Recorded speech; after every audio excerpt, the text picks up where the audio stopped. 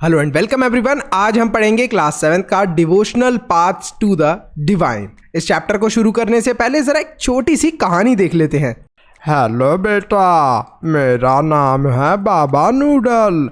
एक plate noodle खिलाओगे तो एग्जाम में पास हो जाओगे। अरे बाबा, आप एक प्लेट नहीं 10 प्लेट नूडल खाइए। पास होने के साथ साथ 90% की गारंटी भी दे दीजिए। आप में से कितने बच्चों को लगता है कि बाबा नूडल को नूडल्स खिलाने से मोटूलाल पास हो जाएगा या फिर पढ़ने से पास होगा? कमेंट सेक्शन में कमेंट करके बताइए। तो कुछ इसी तरीके के रिचुअल्स हुआ करते थे पुराने ज़माने में, और लोग इन सारे रिचुअल्स को, इन सारे रीति रिवाजों को मान लिया करते थे। लेकिन 8th सेंचुरी से बहुत सारी भक्ति मूवमेंट, सूफी मूवमेंट्स की शुरुआत हुई, जहां पर इन रिचुअल्स को चैलेंज करा गया। मतलब कि ये बोला गया कि ये रिचुअल सही है या फिर गलत है। शुरुआत होती है the idea of a supreme God से। जो भी हम बात समझने वाले हैं या करने वाले हैं, ये बहुत ही पुराने ज़माने की बात है। तब इंडिया भी फॉर्म नहीं हुआ था, तब तो बड़े बड़े किंगडम्स भी नहीं हुआ करते थे। उस समय लोग किसकी पूजा करते थे? अलग अलग ग्रुप्स के लोग अपने ही देवी और देवताओं की पूजा करते थे। देवता मतलब कि गॉड्स, एंड गॉडेसेस मतलब देवियाँ। तो सबके अपने अपने देवी और देवता थे। अच्छा, जो आपको पता है कि एक कास्ट सिस्टम है। अब कास्ट सिस्टम के अंदर क्या है? जो ब्राह्मण्स हैं वो क्या करेंगे? पूजा वगैरह करेंगे। क्षत्रिय क्या करेंगे? वॉरियर होंगे या फिर किंग्स होंगे। जो वैश्य होंगे वो बिजनेसमैन होंगे, मर्चेंट होंगे, लैंड ओनर होंगे। शूद्र क्या करेंगे? जो भी लेबर वगैरह का काम होता है वो शूद्र पीपल करेंगे।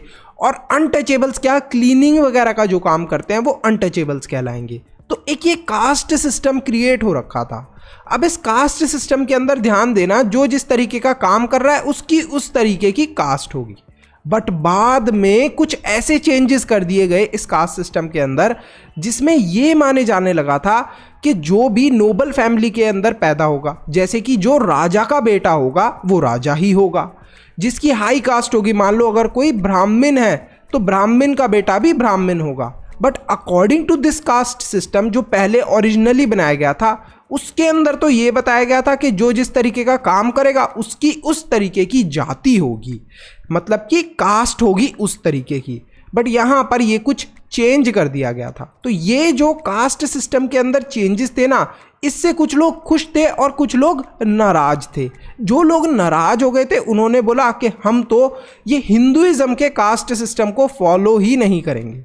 और वो लोग बुद्धा जो थे उनकी टीचिंग्स की तरफ चले गए। मतलब कि जैनीज और जो बुद्धा थे और जो जैनीज थे, जो भी चीज़ें वो सिखाया करते थे उनका एक अलग ही धर्म था। तो हिंदूज जो थे कुछ, वो इनको फॉलो करने लगे।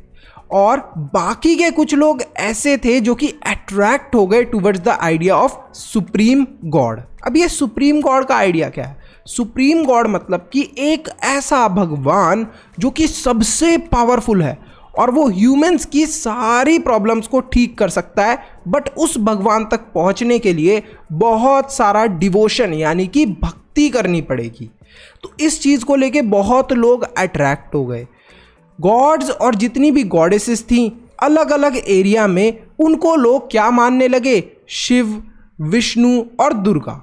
तो यहाँ पर जो भी देवता होते थे उन्हें शिव मान लेते थे लोग या विष्णु मान लेते थे, और जितनी भी गॉडेसेस होती थी उन्हें दुर्गा का रूप मान लेते थे। जो आइडिया भक्ति का था ये इतना पॉपुलर हो गया, मतलब कि एक सबसे पावरफुल भगवान को अप्रोच करने का आइडिया इतना पावरफुल हो गया कि जितने भी बुद्धिस्ट लोग थे वो भी और जैनी लोग थे वो भी इस आइडिया को बिलीव करने लगे। वो भी भक्ति करने लगे। क्या सोच के भक्ति करने लगे?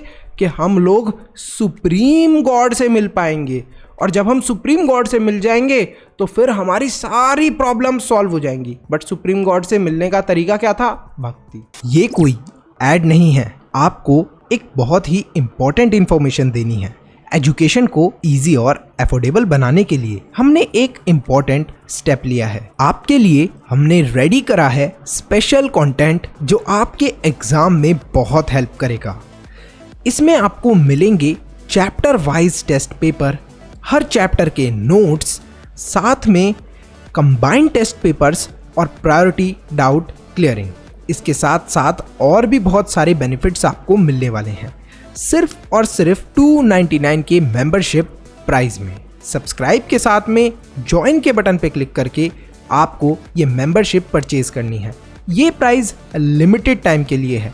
अरे वाह भैया, इतने कम प्राइस में इतनी सारी चीजें, मैं तो अभी मेंबर बन जाता हूं। अब एक नई टाइप की भक्ति शुरू होती है साउथ इंडिया के अंदर, नयानर्स एंड अलवर्स। 7th सेंचुरी से 9th सेंचुरी तक एक नई रिलीजियस मूवमेंट की शुरुआत होती है जिसे नयानर्स कौन है? नयानर्स वो वाले संत लोग जो कि शिव भगवान की पूजा करते थे, और अलवर्स वो वाले संत लोग जो कि विष्णु भगवान की पूजा करते थे। इन लोगों ने क्या करा, एक नए टाइप की रिलीजियस मूवमेंट की शुरुआत करी। जो नयानर्स थे वो शिव भगवान के बारे में सुंदर सुंदर पोयम गाते रहते थे, अलग अलग जगह पर लोगों को सुनाते रहते थे। और जो अलवर्स थे वो विष्णु भगवान के बारे में अलग अलग जगह जाकर पोयम्स सुनाया करते थे। तो मतलब ये लोग अपने देवी और देवताओं की, मतलब कि डेटीज की अलग अलग तरीके से पूजा करते थे और उनके बारे में अलग अलग तरीके से लोगों को बताते थे। अच्छा, कोई बता सकता है कि पोयम का मेथड ही क्यों चूज करा है इन्होंने? मुझे पता है भैया, ऐसा इन्होंने क्यों करा। पता है ये अपने देवी देवताओं के बारे में पोयम की फॉर्म में क्यों बताते थे? क्योंकि जब ये संत पोयम्स को रिसाइट करते होंगे, यानी कि गाते होंगे, तो सब लोग इकट्ठे होकर इनकी पोयम्स को सुनते होंगे। जबकि अगर ये कहीं बैठकर पढ़ाएंगे तो कम लोग वहां पर इकट्ठे होंगे। तो ये एक इंटरेस्टिंग तरीका था जिससे ज़्यादा से ज़्यादा लोग इनकी बात को सुन सकें। वाह मोटूलाल बेटा, बड़े समझदार हो। तो 10th और 12th सेंचुरी के अंदर छोला और जो पांड्या किंग थे उन्होंने बहुत सारे टेम्पल्स बनाए। अब उन्होंने टेम्पल्स क्यों बनाए? क्योंकि वो स्ट्रेंथन करना चाहते थे द लिंक बिटवीन भक्ति ट्रेडिशन एंड टेम्पल वर्शिप। मतलब जो भी लोग भगवान की भक्ति करते हैं वो लोग टेम्पल्स में आए और वर्शिप करें, यानी कि पूजा करें भगवान की। तो इस तरीके की एक मूवमेंट शुरू करना चाहते थे। इस वजह से छोला और पांड्या किंग्स ने बहुत सारे ऐसे सुंदर सुंदर टेम्पल्स बनाए। अब बात करते हैं फिलॉसफी की। अब फिलॉसफी क्या है? फिलॉसफी का मतलब होता है the study of ideas and beliefs about the meaning of life. Life के बारे में जानने के जो भी आइडियाज होते हैं लोगों के अलग अलग होते हैं, वो होती है फिलॉसफी। और उसके बारे में जब लोग पढ़ते हैं ना तो उसी चीज़ को फिलॉसफी बोलते हैं। फिलॉसफी और भक्ति के बारे में अब हम लोग जानते हैं।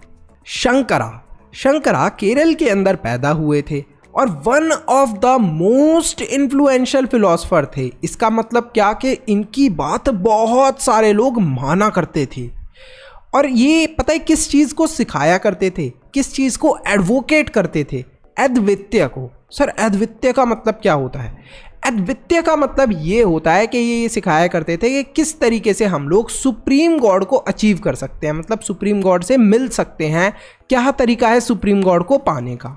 तो यहाँ पर लिखा है the doctrine of the oneness of the individual soul and the supreme God.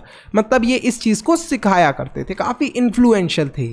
फिर है राम मनुजा तमिलनाडु के अंदर पैदा हुए थे 11th सेंचुरी के अंदर, और ये भी काफ़ी ज़्यादा इन्फ्लुएंशियल थे। साथ में ये पता है किस चीज़ से इन्फ्लुएंस हो गए थे? मतलब लोग तो इनकी बात माना करते थे लेकिन ये इन्फ्लुएंस हुए थे अलवर्स से।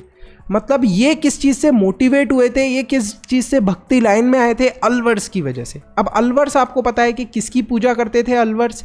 हमें पता है कि अलवर्स वो वाले संत थे जो कि डिवोटेड थे टू विष्णु। तो मतलब कि जो राम मनुजा थे ये भी किसकी पूजा करते होंगे? ये भी किसको डिवोटेड होंगे? टू विष्णु। तो इन्होंने ऐसा ही बताया, इन्होंने बताया कि अगर हमें एक तरीके से प्रॉपर भगवान की शरण में जाना है, विष्णु भगवान की शरण में जाना है, तो बहुत सारी भक्ति करनी पड़ेगी और विष्णु भगवान की शरण में जाना पड़ेगा।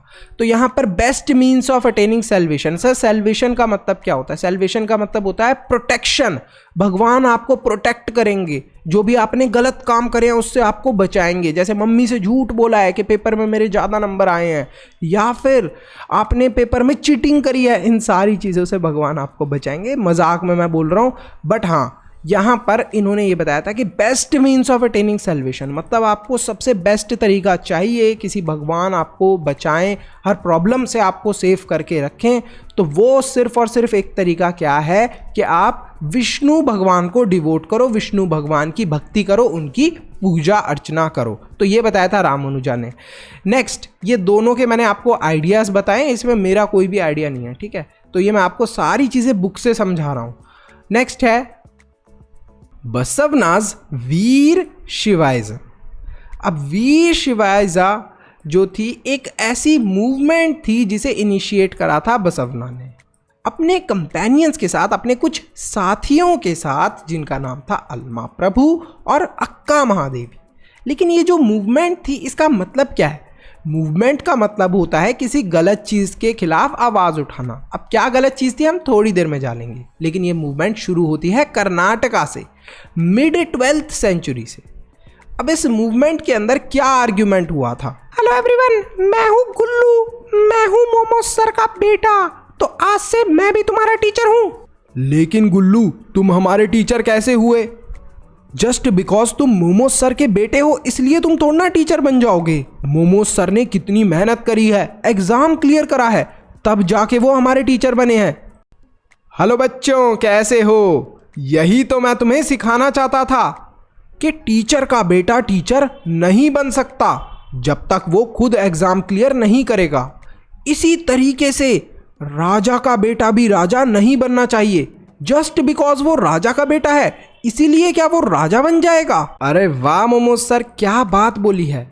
आप तो बसवना को फॉलो करते हो।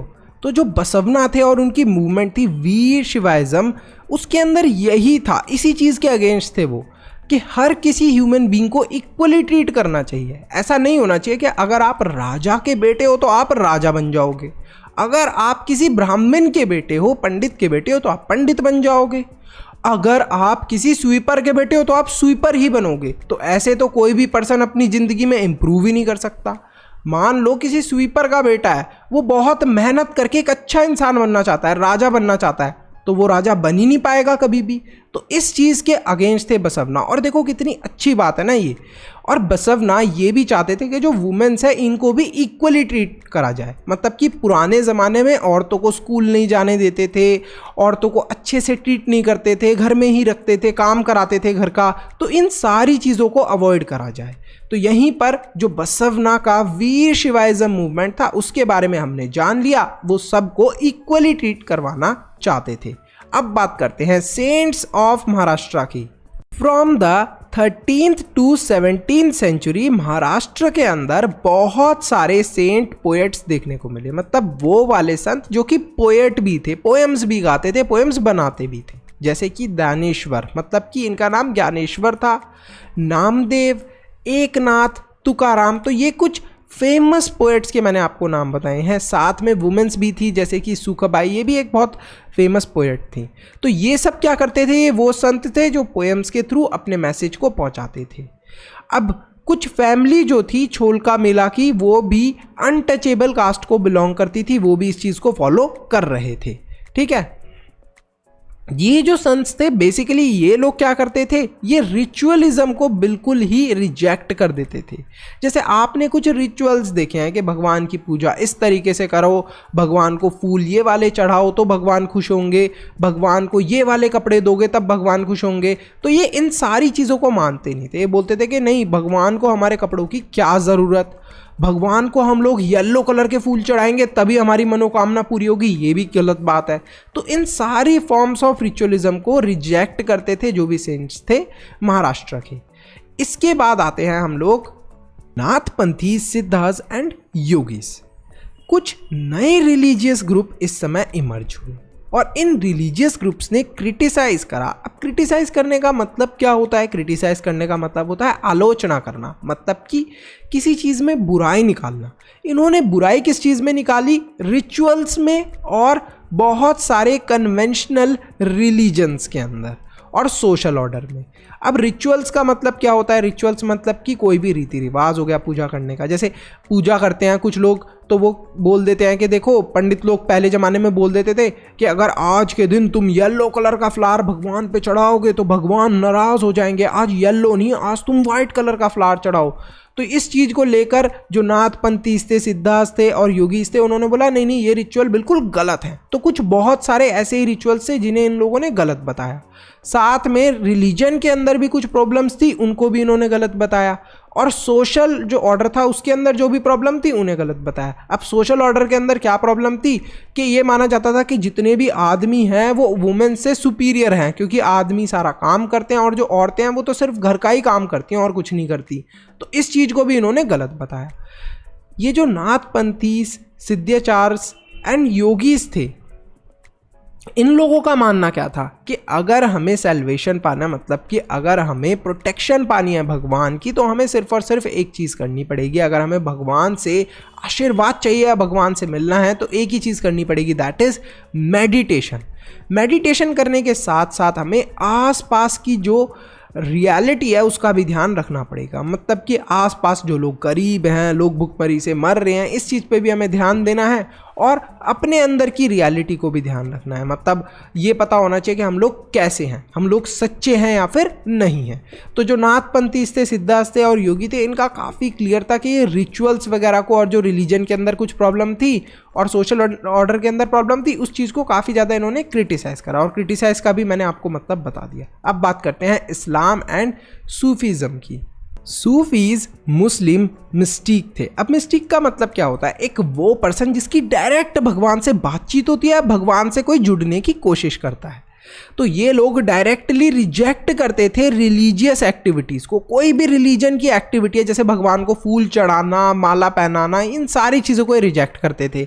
भगवान के लिए खाने की चीज़ें बना के ले जाना, ये सारी चीज़ें रिजेक्ट करते थे। ये बोलते थे कि अगर तुम्हें भगवान से कनेक्ट होना है तो सिर्फ और सिर्फ तुम्हें किस चीज़ पे एम्फेसिस करना है? Love and devotion to God. मतलब भगवान की भक्ति करनी है और भगवान से प्यार करना है, भगवान को कुछ भी चढ़ाने की ज़रूरत नहीं है।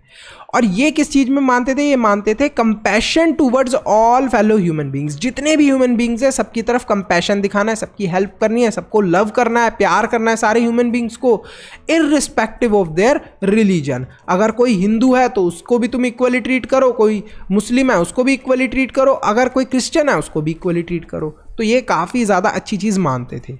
लेकिन 8th और 9th सेंचुरी के अंदर कुछ लोग जो कि पढ़ा करते थे इस्लाम को, कुछ जो रिलीजियस स्कॉलर थे, उन्होंने different aspect of the Holi law शरीयत निकाला। मतलब कि उन्होंने इस्लाम से कुछ लॉज निकाले अलग अलग टाइप के, और इन्हें बोला गया शरीयत। अब ये जो होली लॉ थे इन्हें क्या बोला गया? शरीयत। और इन सारे लॉज को मुस्लिम्स को फॉलो करना पड़ता है। थियोलॉजी निकाली, मतलब इस्लाम के अलग अलग मतलब निकाले, जो इस्लाम के अंदर मतलब बताया गया था उसका अलग ही मतलब निकाला इन्होंने। लेकिन जो सूफीज थे वो कहीं बार इन सारे रिचुअल्स को, मतलब कि जो भी ये चीज़ें बताई जाती थी, इन सारी चीज़ों को रिजेक्ट कर देते थे। बोलते थे कि नहीं नहीं, इस्लाम में ऐसा तो कुछ नहीं बताया, तुम इसका गलत मतलब निकाल रहे हो।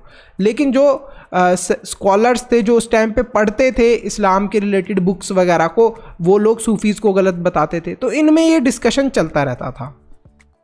सूफीज़ ये भी बोलते थे कि जो code of behaviour Muslim religious scholar बताते हैं वो भी गलत है। तो ये मुस्लिम रिलीजियस स्कॉलर वही लोग हो गए जो कि इस्लाम वगैरह के बारे में पढ़ते थे, तो वो जो भी चीज़ें बताते थे फॉलो करने के लिए, वो उन्हें भी गलत बता देते थे सूफी। तो ये एक दूसरे के अगेंस्ट ही थे एक तरीके से। A large number of Sufis जो थे वो कहाँ से थे? सेंट्रल एशिया से। और वो कहाँ पर सेटल हो गए थे? हिंदुस्तान में। जब तक हमारा इंडिया नहीं बना था, हिंदुस्तान, पुराने ज़माने वाले हिंदुस्तान की बात हो रही है ये। तो from the 11th century onwards क्या हुआ? जो सूफी मास्टर्स थे वो अपनी असेंबली करने लग गए, मतलब कि सब एक साथ इकट्ठा होने लगे, मीटिंग करने लग गए खानकास के अंदर। खानकास क्या हो गई? एक तरीके से इनकी मीटिंग करने की जगह। New religious development in north India. South India तो हमने देख लिया, अब नॉर्थ इंडिया की बात कर रहे हैं हम लोग। अरे भैया, मैं तो SST पढ़ते पढ़ते बोर हो गया, अब मुझे नींद आ रही है, मैं थोड़े से समोसे खा के आता हूँ। अरे बेटा मोटू लाल, तुम्हारी सोच तो हमेशा खाने में ही चलती रहती है, चुपचाप पढ़ाई कर लो, कल एग्ज़ाम है। थोड़ी सी देर में चैप्टर फिनिश ही होने वाला है। तो देखो, जो 13th सेंचुरी का पीरियड था, यहाँ पर एक नई वेव, मतलब एक नई तरीके की भक्ति मूवमेंट दिखी नॉर्थ इंडिया के अंदर। यहाँ पर कुछ क्राफ्ट्स पर्सन, मतलब कि जो लोग मूर्ति वगैरह बनाया करते थे या फिर कोई भी क्राफ्ट की चीज़, पेंटिंग वगैरह बनाते थे, पीजेंट्स मतलब कि फार्मर्स वगैरह हो गए, ट्रेडर्स हो गए, लेबरर्स हो गए, ये सब नए संतों की बातें सुनने लगे और उनके जो आइडियाज़ थे उनको भी और लोगों को बताने लगे। अब ये नए संत कौन थे? उनमें से कुछ संत थे कबीर और बाबा गुरु नानक। अब ये जो कबीर और बाबा गुरु नानक जी थे ना, इन्होंने रिजेक्ट कर दिए जितने भी ऑर्थोडॉक्स रिलीजियन थे।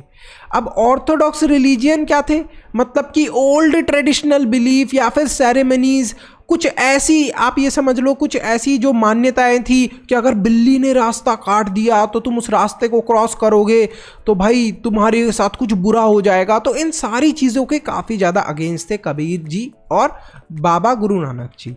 तो इन सारी चीज़ों को उन्होंने काफ़ी ज़्यादा रिजेक्ट कर दिया था। लेकिन यहीं पे कुछ ऐसे भी थे, तुलसीदास और सूरदास जैसे लोग, जिन्होंने जो एग्जिस्टिंग बिलीफ्स थी इनको बोला कि ये ठीक हैं और बोला कि इन्हें लोगों को प्रैक्टिस करते रहना चाहिए और साथ में इन्हीं एग्जिस्टिंग बिलीफ्स को और प्रैक्टिसेस को ज़्यादा से ज़्यादा लोगों को बताया जाए, समझाया जाए, तो एक्सेसिबल करा जाए। मतलब कि जो पुराने धर्म की चीज़ें चली आ रही थी उन्हें ही कंटिन्यू करा जाए और स्प्रेड करा जाए।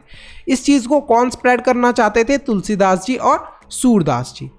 जो ट्रेडिशन था ये वाला, इसको सेंट लाइक दादू दयाल, रविदास और मीराबाई ये भी कंटिन्यू करना चाहते थे। अच्छा, इन सब संत की एक काफ़ी यूनिक बात ये थी कि जो भी इनका काम था, मतलब जो भी ये रिलीजन के बारे में चीज़ें बोलते थे, लिखते थे, वो सारी चीज़ें रीजनल लैंग्वेज में ये लिखते थे। मतलब कि जो भाषा आसपास के जगह पर बोली जाती थी, जो भाषा आसपास की जगह पर लिखी जाती थी, उसी भाषा में ये सारी चीज़ें लिखते थे या बोलते थे, जिसकी मदद से लोग उसे समझ सकें। साथ ही में ये इस टाइप से चीज़ों को लिखते थे, जो भी रूल्स वगैरह लिखते थे या जो भी लोगों को समझाना होता था, कि उन चीज़ों को गाया जा सके। अब बात करते हैं हम लोग कबीर जी की। A closer look at Kabir.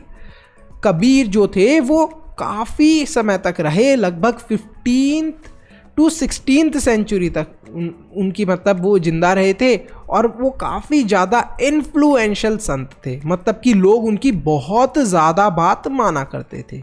अभी तक इवन आप क्लास 10th में आओगे, आपकी शायद हिंदी की बुक में अभी भी कबीर की साखी आपको पढ़ने को मिलेंगी। तो जो कबीर जी थे, इन्होंने बहुत सारी साखी बनाई और पद बनाए। अब ये साखी और पद क्या होते हैं? ये क्या होते हैं? एक टाइप से पोएम टाइप ही समझ लो आप। पोएम तो नहीं होते हैं एग्जैक्टली, लेकिन पोएम जैसे ही दिखते हैं, जिसके अंदर लाइफ की सीख होती है। मतलब आपकी ज़िंदगी के अंदर जो भी चीज़ें हो रही हैं उसको आपको अच्छे से करना चाहिए। जैसे सच बोलना चाहिए, इसके ऊपर कुछ ना कुछ सीख होगी। अपने पेरेंट्स की इज्जत करनी चाहिए, इसके ऊपर सीख है, कुछ ना कुछ लोगों को सिखाया गया है। तो ये चीज़ साखी और पद के अंदर बताई गई है, जिनको लोग मज़े से गा सकते हैं और भजन की तरह इनको लोग गा सकते हैं। उनकी जो टीचिंग थी वो ओपनली रिडिक्यूल करती थी हर तरीके की एक्सटर्नल वर्शिप को। अब एक्सटर्नल वर्शिप क्या? भगवान के ऊपर फूल चढ़ाना, माला चढ़ाना, इस चीज़ों को वो बहुत ज़्यादा रिडिक्यूल करते थे। वो बोलते थे कि भगवान जिसने इस पूरी दुनिया को बनाया है, उनके ऊपर फूल और माला चढ़ाने से क्या ही फ़ायदा मिलेगा आपको। अब नेक्स्ट हम लोग देखते हैं अ closer look eight Baba Guru Nanak. Baba Guru Nanak 1469 के अंदर पैदा हुए थे और 1539 के अंदर उनकी डेथ हो गई थी। वो तालवंडी के अंदर पैदा हुए थे और काफ़ी सारी जगह उन्होंने ट्रैवल करी थी और फाइनली उन्होंने अपना एक सेंटर बनाया, मतलब कि जहाँ पर वो मैसेज दिया करते थे, उस जगह को बनाया करतारपुर के अंदर। उनकी डेथ से पहले 1539 में उन्होंने अपॉइंट कर दिया था अपने ही एक फॉलोवर को एज हिज सक्सेसर। अब सक्सेसर का मतलब क्या है? मतलब कि बाबा गुरु नानक के बाद जो भी उनका मैसेज है, जो भी चीज़ वो सिखाना चाहते थे लोगों को, वो कौन सिखाएंगे? उनके सक्सेसर। और उनके सक्सेसर थे गुरु अंगद। अब जो गुरु अंगद थे ना, उन्होंने बाबा गुरु नानक का सारा मैसेज सब लोगों को दिया। गुरु अंगद ने एक और काम भी बहुत अच्छा करा था। जो भी बाबा गुरु नानक की इम्पोर्टेंट चीज़ें उन्होंने लिखी थी या समझाई थी, उन सारे टेक्स्ट को उन्होंने कंपाइल कर दिया था, सारी चीज़ों को अच्छे से एक साथ जोड़कर रख दिया था। साथ ही में उन्होंने एक नई स्क्रिप्ट का इजाद करा था, एक नई स्क्रिप्ट ऐड करी थी जिसे बोला गया गुरुमुखी। जैसे हम लोग ABCD आ लिखते हैं, इस तरीके से ये गुरुमुखी नाम की स्क्रिप्ट को उन्होंने ऐड करा। जो गुरु नानक के फॉलोवर्स थे वो बढ़ते गए 16th सेंचुरी के अंदर, और जो उनके सक्सेसर थे उनकी मेहनत की वजह से ये फॉलोवर्स बढ़ रहे थे। मतलब कि जो बाबा गुरु नानक ने गुरु अंगद को जिम्मेदारी दी थी उनका मैसेज स्प्रेड करने की, वो बहुत अच्छे से उनका मैसेज स्प्रेड कर रहे थे। By the beginning of the 17th century the town of Ramdaspur, जो टाउन था रामदासपुर का अमृतसर के अंदर, वहां पर सेंट्रल गुरुद्वारा डेवलप हुआ। अब ये जो सेंट्रल गुरुद्वारा था इसे बोला गया हरमंदर साहिब, मतलब कि गोल्डन टेम्पल। वाकई में ये टेम्पल जो है गोल्ड का बना हुआ है, बहुत सुंदर टेम्पल है ये। क्या आप लोगों ने गोल्डन टेम्पल देखा है? कमेंट सेक्शन में कमेंट करके बताना। जो सिख मूवमेंट थी वो देखते ही देखते पॉलिटिसाइज होने लगी टिल 17th सेंचुरी, मतलब कि इसके अंदर पॉलिटिक्स वगैरह भी बिगिन हो गई थी।